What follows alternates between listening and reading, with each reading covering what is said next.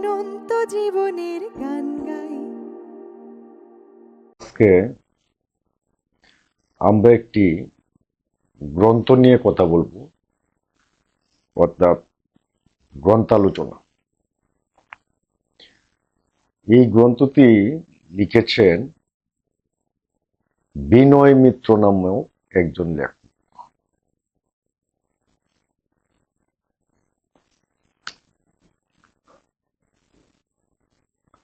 Sorry,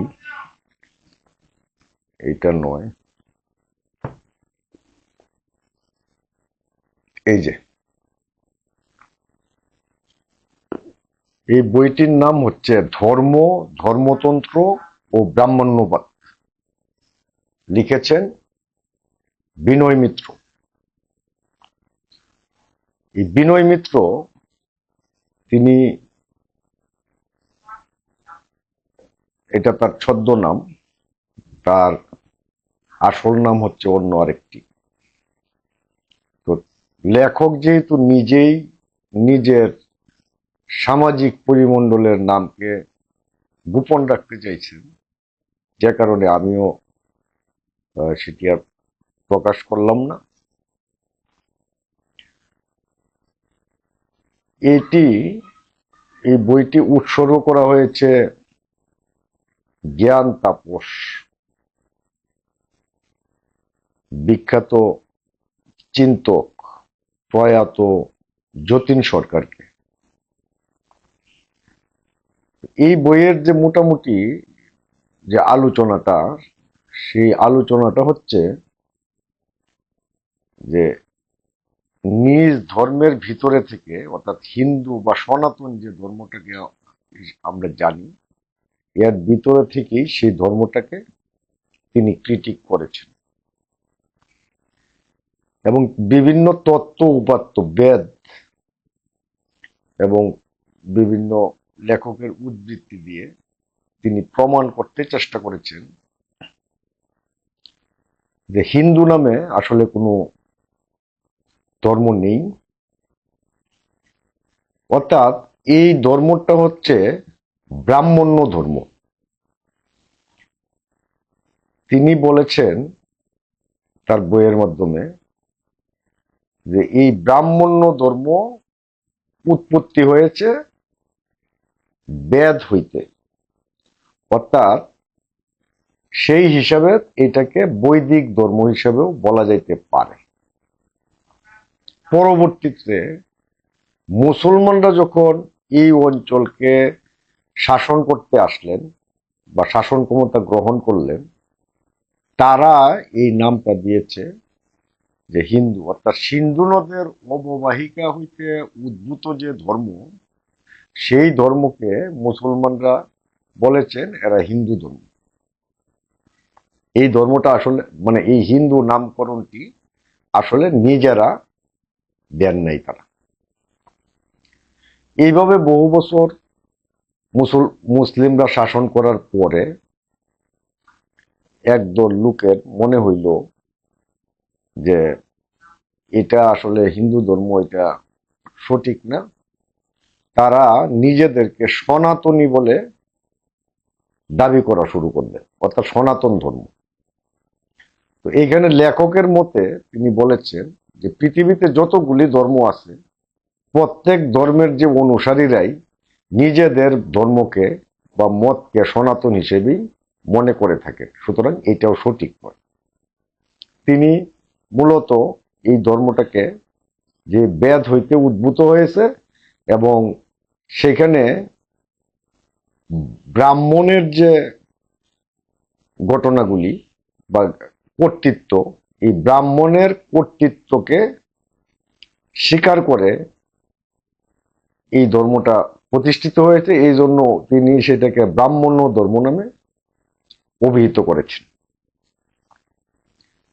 তো এই যে ধর্মতন্ত্রের যে বিষয়গুলি, সেখানে তিনি ব্যাখ্যা করতে চেষ্টা করেছেন যে ওই যে জাত, যে চারটি জাত, ওই জাতের মধ্যে আবার উপজাত আছে। যেমন এক ব্রাহ্মণেরই তিনটি অংশ। আবার ওই যে মনুর যে বিধান, মনু সংহিতা, বেদের মাধ্যমে এবং মনু সংহিতার মাধ্যমে তিনি প্রমাণ করতে চেষ্টা করেছেন যে শূদ্র, ক্ষত্রিয় এবং বৈশ্যকে ব্রাহ্মণের অধীন রাখা হলেও, তাদেরকে কিছুটা মর্যাদা দেওয়া হইলেও শূদ্রকে কোনো ধরনের মর্যাদাই দেওয়া হয় না। অর্থাৎ শূদ্রের সম্পত্তিতে ব্রাহ্মণের অধিকারের কথা এই মনুর লিখিত বয়ানে আছে। আবার এই যে মতগুলি, এই মতগুলির মধ্যেও তিনি বলতে চেয়েছেন যে সত্যযুগে মনুর আইন চলবে, তারপরে ত্রেতা যুগে অন্য আরেকজনের, দাপর যুগে ত্রেতা যুগে বুদ্ধের, দাপর যুগে একজনের এবং কলিযুগে আরেকজনের। এই আইনগুলির মধ্যে অনেক, বিধানগুলির মধ্যে অনেক ফারাক আছে। যত ফারাকই থাকুক না কেন, সকল ফারাকের মধ্যেই ব্রাহ্মণকে অগ্রাধিকার দেওয়া হয়েছে এবং ব্রাহ্মণের মুখ নিঃসৃত বাণী এবং ব্রাহ্মণের যে কর্ম সবকিছুকেই বৈধতা দেওয়া হয়েছে। এই জন্যই এই বইটির নাম তিনি দিয়েছেন ধর্ম, ধর্মতন্ত্র ও ব্রাহ্মণ্যবাদ। অর্থাৎ তিনি একটু উপসংহারে বলতে চেষ্টা করেছেন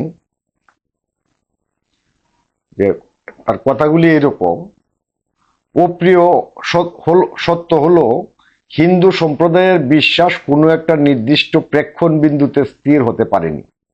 বিশ্বাসের অস্থিরতা থেকে বারবার এসেছে মত ও পথের বিভাজন, প্রচারিত হয়েছে নতুন নতুন ধর্মমত। হিন্দুর বিশ্বাসের ব্যাপ্তি অতলান্তে সাগরের মতো। তারা একই সাথে ঋগ্বেদের অদ্বৈতবাদ ও সাম্যনীতির যেমন বিশ্বাস করে, তেমনি বিশ্বাস করে মনু কথিত বহুত্ববাদ এবং বর্ণভেদ তত্ত্ব। এরা সকালে পরে গীতার নিষ্কাম তত্ত্ব, সন্ধ্যাবেলায় জপ করে শ্রী চৈতন্যের নাম তত্ত্ব, কিন্তু প্রাত্যহিক জীবনাচারে অনুসরণ করে ধর্মহীন সুবিধা তত্ত্ব। এরা একক ব্রহ্মের পূজা দেয়, 1600 গোপিনীর প্রাণেশ্বর শ্রীকৃষ্ণকে ঈশ্বর হিসেবে মানে, তার ফলহীন কর্ম করার বাণীকে বুকে নিয়ে কালী মন্দিরে যায় ধন কিংবা পুত্র সন্তান লাভের আশায়। এরা দুর্গা পূজা করে তাকে সকল শক্তির আধার জেনে, আবার মনসা শীতলাকে খুশি করার জন্যও ভক্তিভরে অর্ঘ্য প্রদান করে।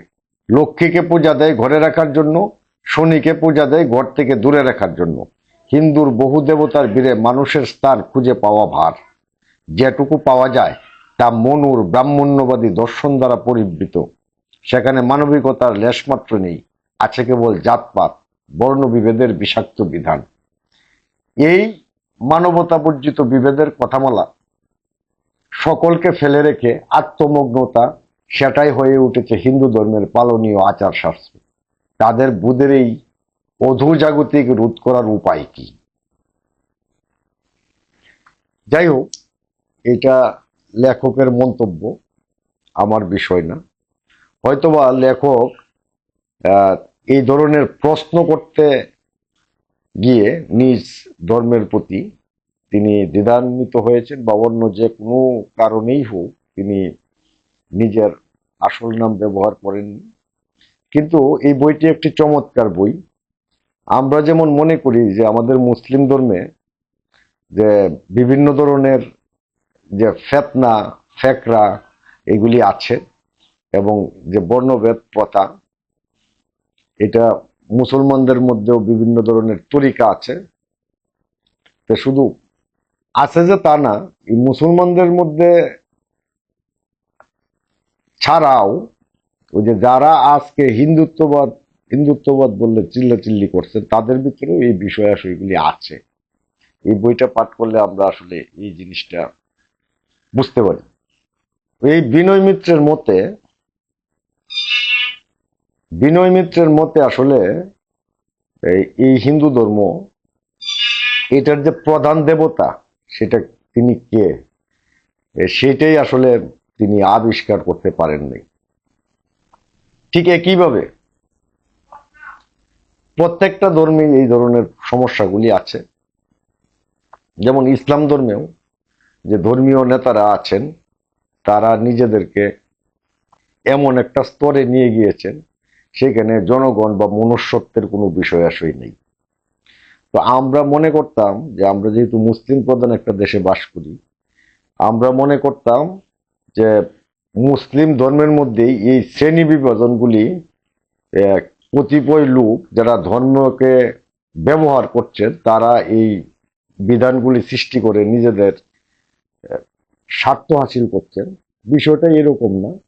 এই বইটি পাঠ করার পরে দেখা গেল যে মূলত যুগে যুগেই অন্যান্য সকল ধর্মেই, এমনকি হিন্দু ধর্মেও এই ঘটনাটি ঘটে আসছে, যেখানে মানুষের স্থান নেই।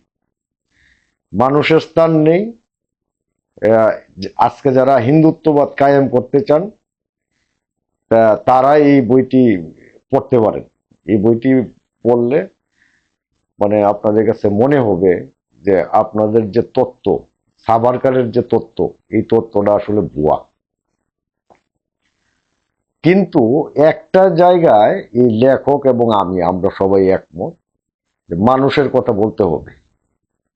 এবং এই জন্যই যে আমরা সবসময় যে মুসলমান ধর্মের যে সাম্য এবং ন্যায় প্রতিষ্ঠার যে ধারণা, এই ধারণার উপর অর্থাৎ সুফি চৈতন্যের উপর যে ধারণা, এই ধারণার উপর আমরা দণ্ডায়মান থাকলে সেখানে মানুষের কথা বলা হয়। আবার ঠিক তেমনি হিন্দু ধর্মের মধ্যেও শ্রী চৈতন্যের যে জ্ঞান বা স্বামী বিবেকানন্দের যে তিনি যে দর্শন প্রতিষ্ঠা করে গেছেন, সেই দর্শনের উপর যদি আমরা দাঁড়াই, তাহলেও সেখানেও মানুষের কথা বলা হয়। এই দর্শনগুলি আসলে ছাড়া, সুফি দর্শন, চৈতন্য দর্শন বা স্বামী বিবেকানন্দের দর্শন, এই দর্শনগুলি ছাড়া আর কোনো দর্শনে আসলে মানুষকে নিয়ে ভাবা হয় না। ফলে আমাদের ধর্মীয় দর্শনগুলি মানুষকেন্দ্রিক হয়ে উঠুক, এইটাই আমি প্রত্যাশা করি। আর এই যে বইটা তিনি লিখেছেন, তিনি তার ধর্মের যে স্বরূপ এখানে উন্মোচন করেছেন, এই জন্য তাকে সাধুবাদ জানাই।